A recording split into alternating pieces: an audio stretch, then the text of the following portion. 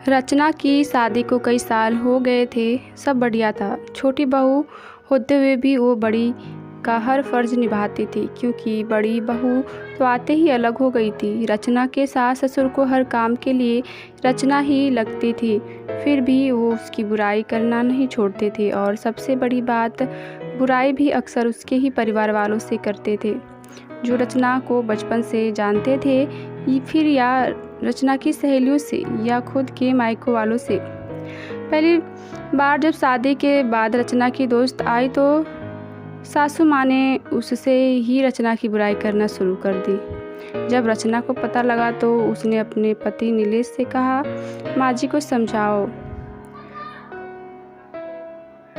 कम से कम जो लोग उनसे जानते हैं उनसे तो उसकी बुराई कर खुद की जगह हंसाई न करवाए।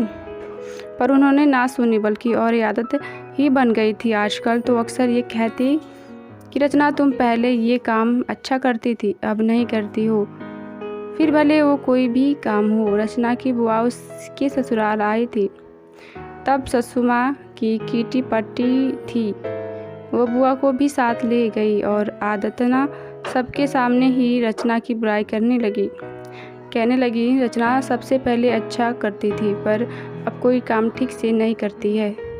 ना ठीक से रोटी बनाती है, ना सब्जी, ना अच्छे से कपड़े पहनती है, ना बच्चों का ख्याल रखती है।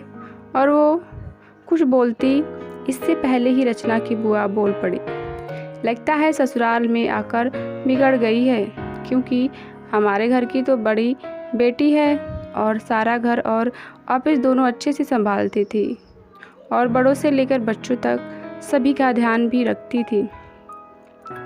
आपके यहाँ आकर बिगड़ गई है। ऐसा कीजिए, महीने 2 महीने जमाई सा के साथ उसके मायके भेज दीजिए, हम सुधार कर भेज देंगे।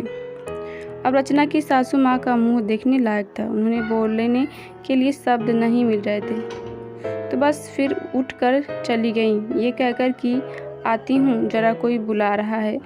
रचना की बुआ जी बस मुस्कुरा रही थी। दोस्तों, ये कहानी आपको अच्छी लगी तो वीडियो को लाइक शेयर जरूर करें, और चैनल को पहली बार देख रहे हैं तो चैनल को सब्सक्राइब भी जरूर कर लीजिए। Thanks for watching my video. Take care and bye bye.